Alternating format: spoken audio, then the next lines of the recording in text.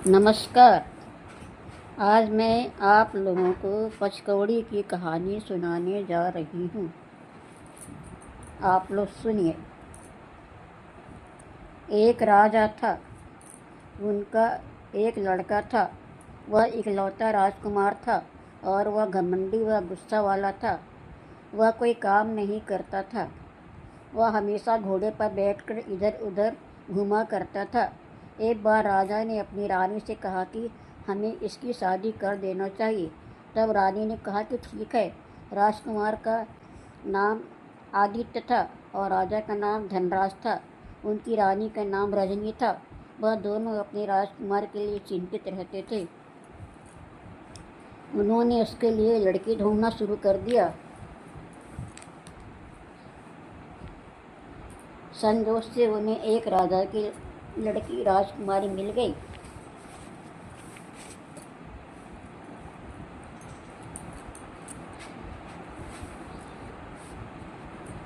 जिसका नाम लक्ष्मी था। वह राजा भानु प्रताप की इकलौती लड़की थी।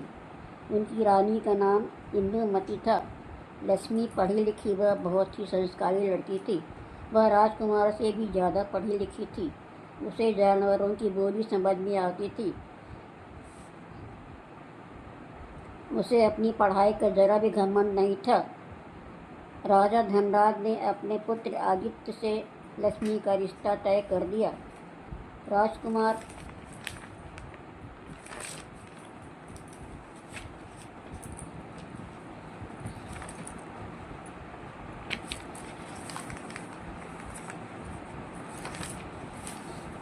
राजकुमार की शादी लक्ष्मी से हो गई।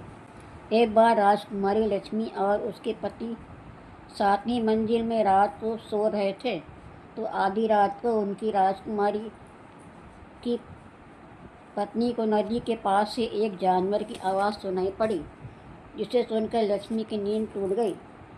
वह बिस्तर से उठकर बैठ गई। उसने देखा कि राजकुमार गहरी नींद में सो रहा है।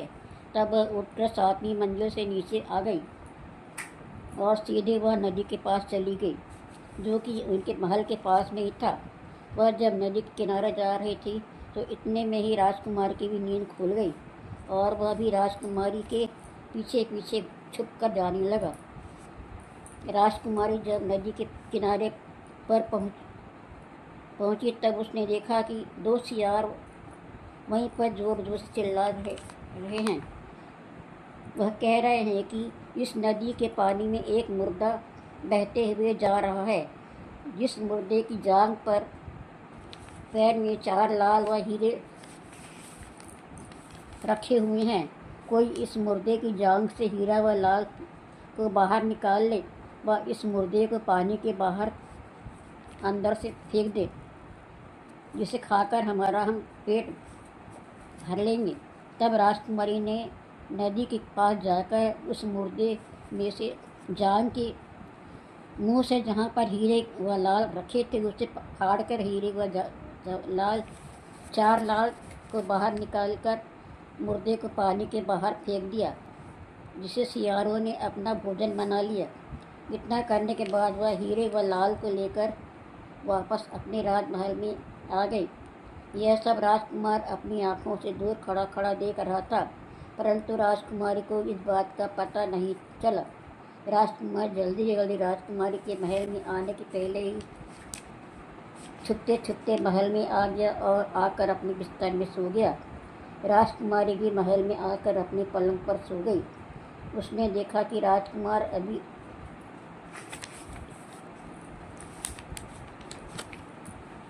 उसके बिस्तर में ही सो रहा है। उसे पता नहीं चला कि राजकुमार ने यह सब देखा होगा। सुबह होने पर जब सब सोकर उठे, तो राजकुमार ने अपने पिताजी से कहा कि वह राजकुमारी लक्ष्मी के साथ नहीं रहना चाहता, उसे घर से निकाल दो।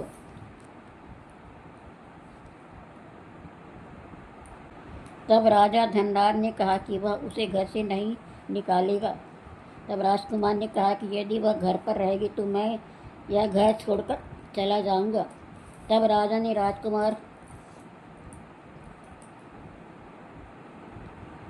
से कहा कि ठीक है, तुम इस घर को छोड़कर चले जाओ। तब राजकुमार घर को छोड़कर घोड़े में बैठकर चला गया। उसे ऐसा लग रहा था कि उसकी पत्नी लक्ष्मी राक्षसनी है। रात में उसने नदी के किनारे जाकर मुर्दे को खाया है और वह अब अपने पति को, वह माता पिता, घर के जो लोग हैं, उन सभी को वह एक दिन मार डालेगी, वह सभी को खा जाएगी। परंतु उसने माताजी व पिताजी को रात वाली बात किसी को भी नहीं बताई। वह चुपचाप घोड़े पर बैठकर घर को छोड़कर, परिवार को छोड़कर चला गया। इतने में राजकुमारी लक्ष्मी को ऐसा लगा कि शायद रात वाली बात उसके पति को पता चल गई है। उसने अपनी सासू माँ या ससुर जी से रात वाली बात सब बता दी। वह मुर्दे के पास से जो हीरे व 4 लाख निकाल कर लाए थे वह भी उन लोगों को दे दी। तब राजा धनराज ने उससे पूछा कि यह बात तुम्हें कैसे पता चली कि मुर्दे जान को चीरे कर उसमें से अंदर से लाल व हीरे रखी हैं। तब लक्ष्मी बहू ने बताया कि वह जानवरों की बोली समझती है, उसने उसकी पढ़ाई की है। तभी जब सियार चिल्ला रहे थे, चिल्ला कर हुआ बता रहा था कि यदि कोई ऐसा इंसान हो जो कि इसे मुर्दे से हीरे व 4 लाख उसकी जांघ के अंदर से वह उसे निकाल कर ले ले और मुर्दे को पानी के बाहर फेंक दे, इसे खाकर हम हमारा पेट भर लेंगे। तब मैंने सियार के पास नदी में जाकर इस मुर्दे में जांघ से अच्छे से दांतों द्वारा फाड़ कर यह कीमती जेवरात बाहर निकाल कर ले आई और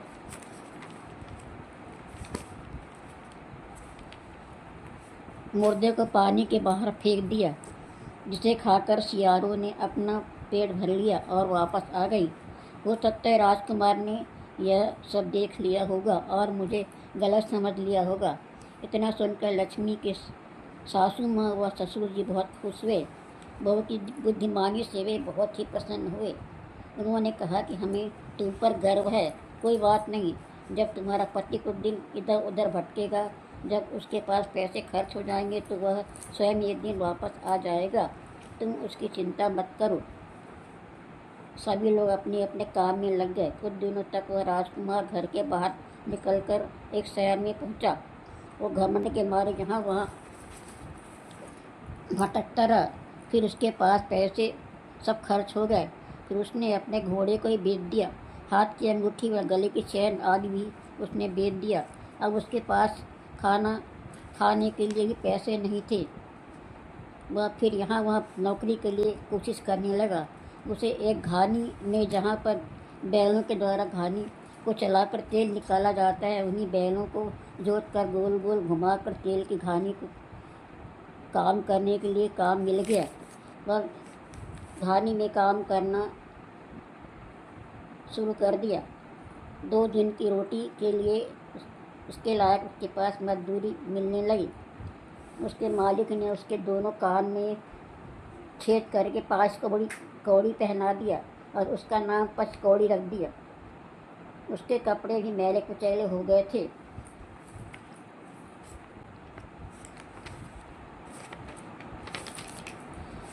उसके बाल भी बड़े बड़े हो गए थे, एकदम भिखारी जैसे लग रहा था। इधर लक्ष्मी को भी उसकी चिंता हो रही थी। वह सोचने लगी कि राजकुमार को घर वापस कैसे लेकर आए। एक बार वह घर पर सो रही थी तो उसे घर के पास एक पेड़ पर कुछ पक्षियों के बोलने की आवाज़ सुनाई पड़ी।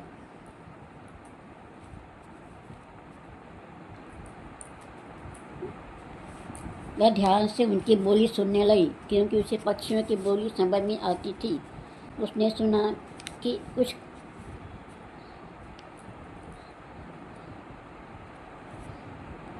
कौवा कां कां करके चिल्ला रहे हैं। उसने सुना कि वह कह रहे हैं कि कोई उनको इस पेड़ को काट डाले और ढेर सारा खजाना नीचे दबाए। 2 व 3 मटके में हीरे, सोना, चांदी आदि रखे हुए हैं जो उन्हें प्राप्त हो जाएगा, और पेड़ के जड़ के सांप को मारकर बाहर निकाल देगा तो उसे खजाना प्राप्त हो जाएगा। यह सुनकर वह बहुत खुश हो गई। उसने सासू माँ व ससुर जी से यह बात बताई। जिसे सुनकर उनके ससुर जी ने 2-4 नौकर को भेजकर उस पेड़ को काटने के लिए कहा। राजा की बात सुनकर रानी ने कहा, लक्ष्मी बहू से तुम्हें कैसे पता चला कि इस पेड़ के नीचे एक खजाना है? तब लक्ष्मी ने कहा कि मुझे जानवरों की बोली समझ में आती है, मैंने इसकी पढ़ाई की है। तब लक्ष्मी बहू ने उस रात की बात भी अपनी सासू माँ को बताई कि कैसे उस रात शियार की आवाज़ सुनकर वह नदी के पास गई थी और मोटे से मुँह से फाड़कर हीरे व लाल 4 लाल उसकी जांग से निकाल कर ले आई थी। मुर्दे को पानी के बाहर फेंक दिया था। हो सकता है राजकुमार को यह सब देखा होगा और नाराज़ होकर घर छोड़कर चला गया। और अब फिर से कौवे चिल्ला रहे हैं, काँ काँ करके बता रहे हैं कि पेड़ के नीचे खजाना है, तो इस पेड़ की काटने पर उसके जड़ के अंदर है। साथ ही जड़ के नीचे सांप भी खजाने की रखवाली कर रहे हैं। उन्हें मार कर बाहर फेंक दो तो खजाना बाहर निकाल लो। कुछ करनी कुछ करन गति, कुछ पुरवेले का पाप। जम्मू बोले, यह गति भाई अब तुम का बोले काग।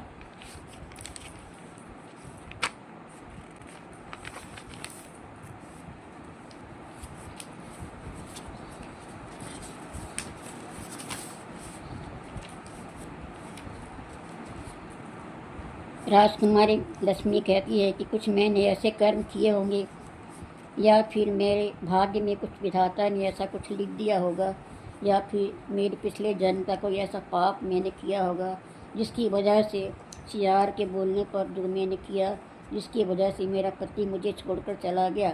अब कौवा तुम जो बोल रहे हो तो ना जाने क्या होगा, मेरी किस्मत में पता नहीं क्या लिखा है।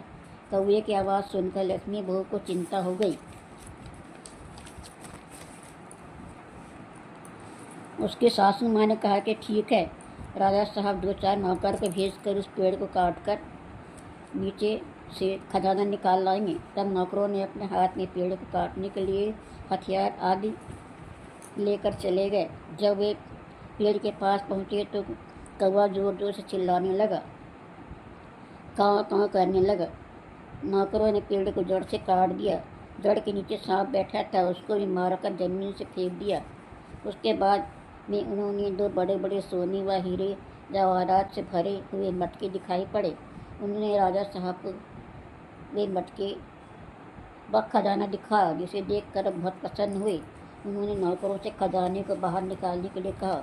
नौकरों ने खजाने को बाहर निकाला। वे बहुत खुश हुए क्योंकि राजा साहब ने उनको इनाम भी दिया और घर पर खजाना भी रखने के बाद रानी साहिबा बहुत खुश हो गई। उन्होंने लक्ष्मी बहू को आशीर्वाद भी दिया। इसके पश्चात लक्ष्मी बहू ने अपनी सासू माँ से और राजा साहब से भगवान के मंदिर जाने की बात कही। उन्होंने तीर्थों में जाकर भगवान के दर्शन करने की इच्छा प्रकट की। रानी साहिबा ने राजा से लक्ष्मी के साथ 2-4 नौकरों को तीर्थ में दर्शन करने के लिए भिजवा दिया। जगह जगह तीर्थ स्थानों पर घूम घूम कर वह मंदिरों में भगवान के दर्शन करती व गरीबों को अन्न, वस्त्र, रुपए आदि भी दान करती। सभी गरीबों को बुला बुलाकर उनका परिचय करती। बाद में वह एक शहर में पहुंची तथा वहाँ के रानी गरीबों को दान करने में लग गई। खाना, रुपए सभी कुछ गरीबों को दे दिया तथा मंदिरों में भी वह रुपए दान आदि करने के बाद लोगों से पूछा कि क्या कोई बचा तो नहीं है। तब तेल के घानी वाले ने बताया कि पचकौड़ी अभी बचा है, मैं जाकर अभी उसे भेजता हूँ। फिर पचकौड़ी को घानी वाले ने रानी साहिबा के पास भेज दिया। पचकौड़ी ने आते ही रानी साहिबा को नमस्कार किया। रानी साहिबा ने उसे देखते ही पहचान गई। उसने पचकौड़ी को नए वस्त्र पहनने के लिए दिए, वह रुपए भी दिए, खाना भी खिलाया। पचकौड़ी बहुत खुश हो गया और रानी से विदा लेकर अपने काम पर चला गया। रानी ने भी अपने नौकरों से कहा कि तुम लोग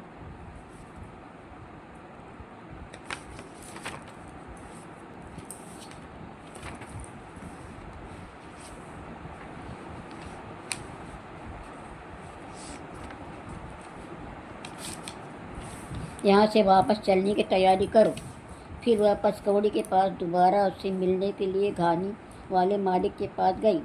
घानी वाले मालिक ने पचकौड़ी को बुलाकर रानी साहिबा से मिलवाया और रानी साहिबा ने पचकौड़ी से कहा कि वह नाई से अपने बाल कटवा ले और एक कान की कौड़ी आदि उतार दे। फिर रानी साहिबा ने उसे नए वस्त्र पहनने को दिए तथा अच्छे से रहा करो। रानी साहिबा ने पचकौड़ी को समझाया और स्वयं नाई से बुलाकर उसके बाल कटवाए और पचकौड़ी के ढेर सारे रुपये दिए ताकि उसे मजदूरी न करनी पड़े। फिर रानी साहिबा ने वहाँ के उसके कान के सब जो पहना था वो अपने पास रख लिया। फिर अपने नौकरों के साथ वापस अपने घर आ गई। उसकी सासू माँ व ससुर जी भी खुश हो गए। उन्होंने लक्ष्मी बहू से आराम करने के लिए कहा। इधर जब राजकुमार के पास पैसे व कपड़े आदि मिल गए तो वह बहुत ही खुश हुआ और फिर उसने एक घोड़ा खरीदा और उस पर बैठकर अपने घर वापस आ गया। राजा व रानी साहिबा ने जब अपने पुत्र को देखा तो वे बहुत ही प्रसन्न हुए। उन्होंने राजकुमार के लिए अच्छे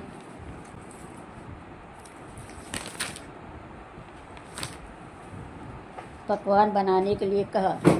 फिर रानी लक्ष्मी ने घूंघट डालकर स्वयं ही अपने पति राजकुमार को भोजन परोसने के लिए गई। राजकुमार ने बहुत दिनों के बाद ऐसा भोजन खाकर प्रसन्न हो गया। जब राजकुमार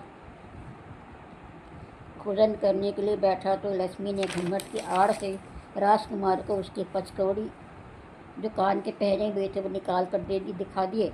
इसे देखकर राजकुमार समझ गया कि यह उसकी पत्नी लक्ष्मी है जिसने उसे वापस आने के लिए इतने सारे पैसे दिए थे। वह बहुत ही खुश हो गया। बाद में लक्ष्मी से राजकुमार ने माफ़ी मांगी और कहा कि तुम मेरा राज किसी को घर में मत बताना कि मैं शहर में मजदूरी करता था और मैं भी तुम्हारा भेद किसी को नहीं बताऊंगा कि तुम रात में नदी किनारे मुझे मुर्दे को खाने के लिए गई थी। फिर लक्ष्मी से कहा कि मैं उस रात तुम्हारे पीछे नदी के किनारे गया था, मुझे सब पता है। तब लक्ष्मी ने अपने बारे में सब कुछ सच सच बता दिया कि वह मुर्दे को खाने के लिए नहीं गई थी। उसने तो सियारों को मदद करने के लिए मुर्दे की मुंह से जांग से टाँके काट कर उसके अंदर से हीरे और 5 जवाहर लाल आदि निकाल कर लाए थे। हीरे व जवाहर लाल आदि मैंने राजा साहब को दे दिए हैं। मुझे जानवरों की बोली समझ में आती है क्योंकि मैंने जानवरों की भाषा की पढ़ाई की है। इतना सुनकर राजकुमार खुश हो गया और कौवे वाली बात भी लक्ष्मी ने राजकुमार को बता दिया। दोनों को एक दूसरे के बारे में जब पता चला तो बहुत ही प्रसन्न हुआ। दोनों आपस में बड़े प्रेम पूर्वक रहने लगे। राजा व रानी भी खुश हो गए। धन्यवाद। लाइक और शेयर करिए आप लोग।